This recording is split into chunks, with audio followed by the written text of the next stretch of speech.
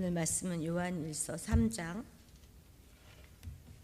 1절부터 12절까지입니다. 요한일서 3장 1절부터 12절까지 한 절씩 교독하겠습니다. 제가 먼저 읽습니다. 보라, 아버지께서 어떤 사랑을 우리에게 베푸사 하나님의 자녀라 일컬음을 받게 하셨는가. 우리가 그러하도다. 그러므로 세상이 우리를 알지 못함은 그를 알지 못함이라. 사랑하는 자들아, 우리가 지금은 하나님의 자녀라. 장래에 어떻게 될지는 아직 나타나지 아니하였으나 그가 나타나시면 우리가 그와 같을 줄을 아는 것은 그의 참모습 그대로 볼 것이기 때문이니, 주를 향하여 이 소망을 가진 자마다 그의 깨끗하심과 같이 자기를 깨끗하게 하느니라. 죄를 짓는 자마다 불법을 행하나니 죄는 불법이라. 우리가 우리 죄를 없애려고 나타나신 것을 너희가 아나니 그에게는 죄가 없느니라. 그 안에 거하는 자마다 범죄하지 아니하나니 범죄하는 자마다 그를 보지도 못하였고 그를 알지도 못하였느니라. 자녀들아, 아무도 너희를 미혹하지 못하게 하라. 의를 행하는 자는 그의 의로우심과 같이 의롭고 죄를 짓는 자는 마귀에게 속하나니 마귀는 처음부터 범죄함이라. 하나님의 아들이 나타나신 것은 마귀의 일을 멸하려 하심이라. 하나님께로부터 난 자마다 죄를 짓지 아니하나니 이는 하나님의 씨가 그의 속에 거함이요 그도 범죄하지 못하는 것은 하나님께로부터 났음이라. 이러므로 하나님의 자녀들과 마귀의 자녀들이 드러나나니 무릇 의를 행하지 아니하는 자나 또는 그 형제를 사랑하지 아니하는 자는 하나님께 속하지 아니하니라. 우리는 서로 사랑할지니 이는 너희가 처음부터 들은 소식이라. 가인같이 하지 말라. 그는 악한 자에게 속하여 그 아우를 죽였으니 어떤 이유로 죽였느냐. 자기의 행위는 악하고 그 아우의 행위는 의로움이라. 아멘. 어제 우리가 2장 마지막에 살펴본 그 부분에서 계속 연결되어서 예수의 재림과 관련되어서 주 안에 거하는 의로운 삶에 대한 그런 권면을 이어가고 있습니다. 하나님은 당신의 사랑으로 하나님의 자녀들을 창조하셨고 그리고 또 거듭 새 창조하고 계십니다. 하나님의 자녀들은 하나님의 사랑으로 여태까지 살아왔고 그리고 지금도 살고 있고 앞으로도 그 사랑으로 계속 살아가게 될 것입니다. 세상은 그 삶의 비밀을 전혀 알 수가 없죠. 이 창조의 목표는 바로 하나님과 같이 되는 것입니다. 바로 이것은 우리의 장래 소망이기도 해요. 이 소망을 가진 자들은 결코 세상이 제시하는 그 허망한 것을 꿈꿀 수 없습니다. 이 소망만이 세상으로부터 우리 자신을 깨끗하게 지켜줄 수 있기 때문이지요. 죄는 모든 인간 문제의 핵심입니다. 성경은 죄를 근본적인 것과 파생적인 형태로 구분합니다. 우리가 쉽게 원죄와 자범죄다 이렇게 말하죠. 근본적인 죄, 이 원죄는 사람이 지식 혹은 그 자기 사고 체계 속에서 창조주를 완전히 거절하고 자기를 중심으로 사고하고 판단하는 것을 말합니다. 하나님을 거절하고 자신이 모든 선악 판단의 기준이 되는 것을 말하는 것이죠.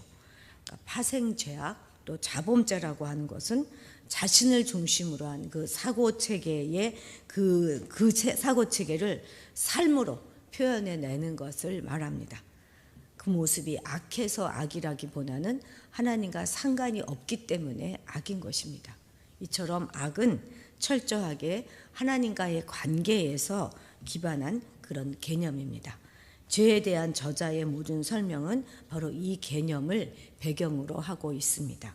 우리 6절 같이 읽겠습니다. 시작.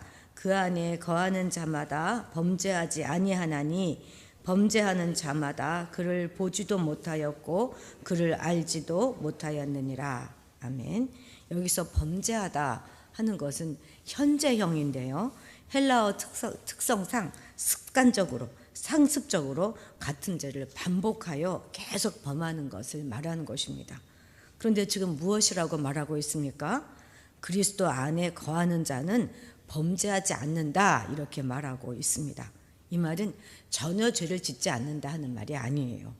어떤 사람일지라도 그가 그리스도 안에 거하기만 하면 죄로부터 승리할 수 있다 하는 일반적인 원리를 말하고 있는 것입니다. 그러니까 그리스도 안에 거하고 있으면 고의적이고 상습적인 죄를 짓지 않는다는 사실 하나하고, 또 그리스도 안에 거하는 자는 범죄할 수 없다, 계속적으로 범죄할 수 없다고 하는 원칙론을 말하고 있는 것입니다. 두 주인을 함께 섬길 수 없듯이 죄를 짓는 것은 예수님과의 관계를 깨는 것이라는 것이죠. 이 6절의 논리 구절을 따르면 주님이 가장 싫어하시는 것은 바로 성도가 죄를 계속적으로 상습적으로 짓는 것임을 우리는 알 수 있습니다. 그런데 우리의 실제 모습은 어떻습니까? 믿음을 가진 후에도 우리의 삶은 그리 큰 변화를 겪지 않는 것이 사실입니다. 우리는 하나님의 백성이죠. 하나님의 백성은 하나님이 원하시지 않는 것은 반드시 피해야 합니다. 그렇기 때문에 성도는 죄를 짓는 것에 대하여 경각심을 가질 필요가 있는 것입니다. 성도라면 반복적으로 죄를 지어서는 안 됩니다. 만약 우리가 반복적으로 상습적으로 죄를 짓는다면 그것은 우리에게 회개함이 없다는 뜻이 될 것입니다. 회개라는 것은 무엇이죠? 그것은 자신의 죄를 고백하고 단순히 용서를 구하는 그것을 말하는 것이 아니라 그 죄에서 완전히 떠나는 것을 의미하는 것이잖아요. 그 죄로부터 돌아서는 것입니다. 방향을 바꾸는 것이에요. 그래서 반복적인 죄에서 떠나지 않는 것은 하나님과의 관계에서 더 이상 내가 예수 그리스도가 우리의 주인이 아니라고 하는 것을 나타내주는 간접적인 표현이 될 수 있습니다. 우리가 죄를 짓지 않는 것, 그것이 최상의 길이겠지만 우리는 불완전하기 때문에 여전히 죄를 짓게 됩니다. 그러나 그 죄를 계속 짓는 것은 빗나가도 너무 많이 빗나가는 것이죠. 결코 성도의 행위로 용납되어질 수 없습니다. 성도는 죄와는 아무런 관련이 없는 자들이에요. 그런데 어찌 우리가 죄 주의를 기웃거릴 수가 있겠습니까? 또 어찌 우리가 상습적으로 죄를 지을 수 있겠습니까? 이에 대하여 단호하게 그럴 수 없다, 나는 상습적으로 죄에 거할 수 없다, 이렇게 외치시는 여러분들이 되시기를 바랍니다. 이것이야말로 우리가 주님과 교제하는 자라는 사실을 증명해 보이는 강력한 증거가 될 수 있기 때문입니다. 9절 같이 읽겠습니다. 하나님께로부터 난 자마다 죄를 짓지 아니하나니 이는 하나님의 씨가 그의 속에 거함이요 그도 범죄하지 못하는 것은 하나님께로부터 났음이라. 아멘. 6절과 비슷한 이야기이죠. 그런데 이 9절에서는 성도 안에 있는 하나님의 씨를 주목해 보고 싶습니다. 이 하나님의 씨는 눈에 보이는 어떤 것이 아니에요. 이것은 우리 가운데 거하여서 우리에게 생명과 힘을 주는 말씀을 의미합니다. 또한 이것은 하나님께서 믿는 자에게 거저 주시는 성령을 가리키는 것으로도 볼 수 있습니다. 이 두 가지를 다 가리켜서 사도 요한은 성도 안에 하나님의 씨가 거한다 이렇게 말하고 있습니다. 생명의 정체는 아직도 굉장한 신비의 베일 속에 감추어져 있잖아요.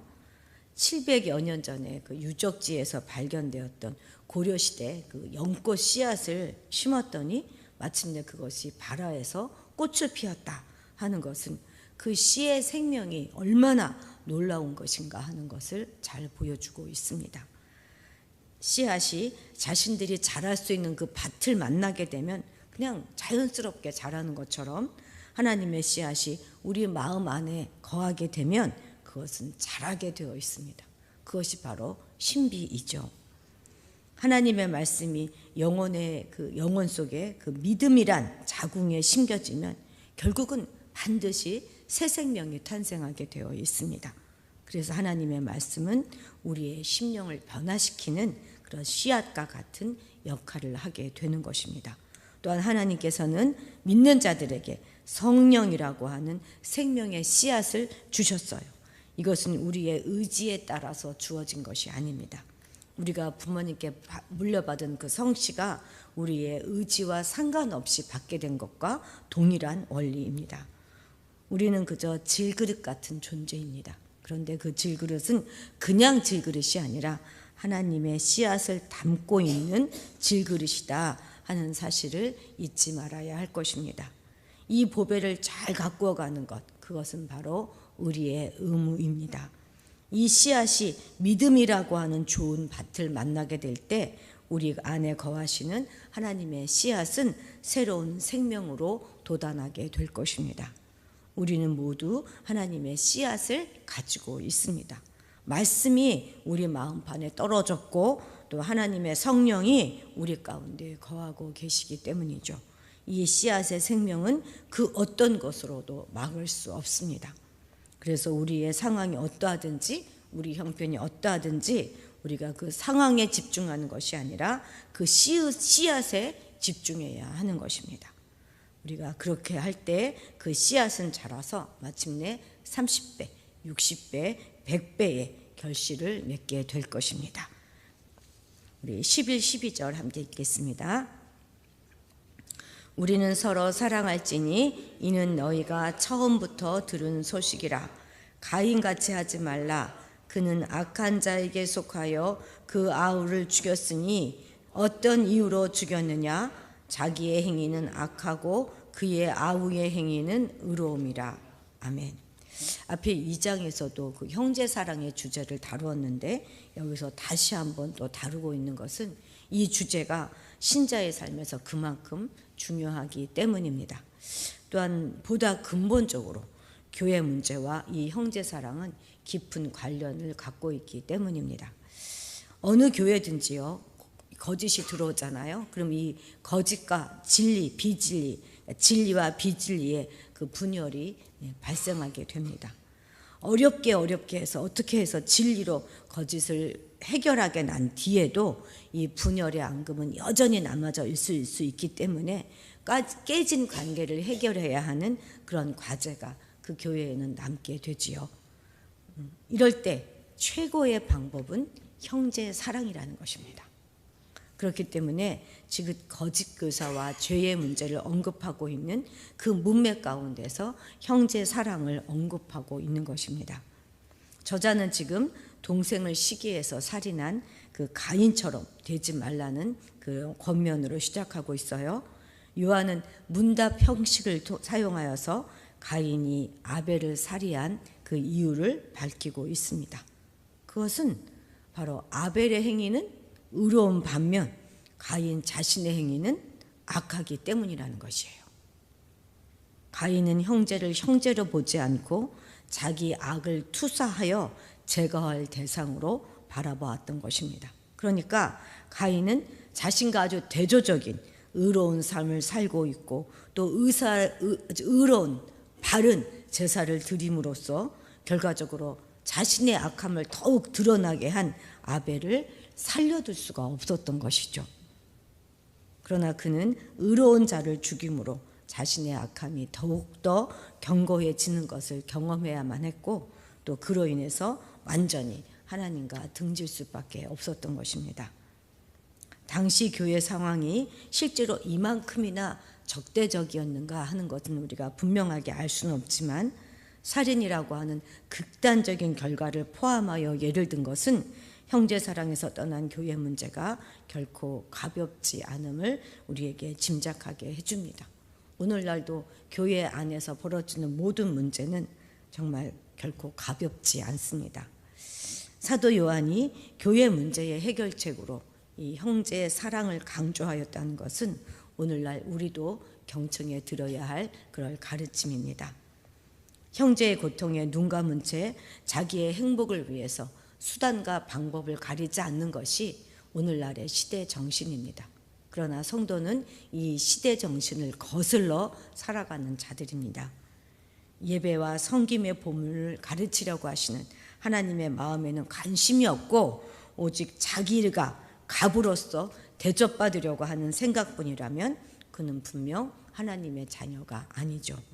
하나님의 자녀는 세상 지혜를 받들지 않고 낮은 자세로 아버지의 뜻을 받드는 삶을 선택해야 하는 것입니다. 자기를 내려놓고 형제를 소중히 존중하는 태도가 바로 하나님께 속한 자녀의 자세라는 것을 오늘 우리는 잊지 말아야 할 것입니다. 기도하시겠습니다. 하나님께서 허락해 주신 형제를 사랑하지 않으면서 그저 사랑받고 인정받으려고 하는 우리의 모습을 이 시간 먼저 회개합니다. 교회 안에 있는 어떤 문제도 오직 사랑으로만 극복할 수 있음을 잊지 말게 하옵소서.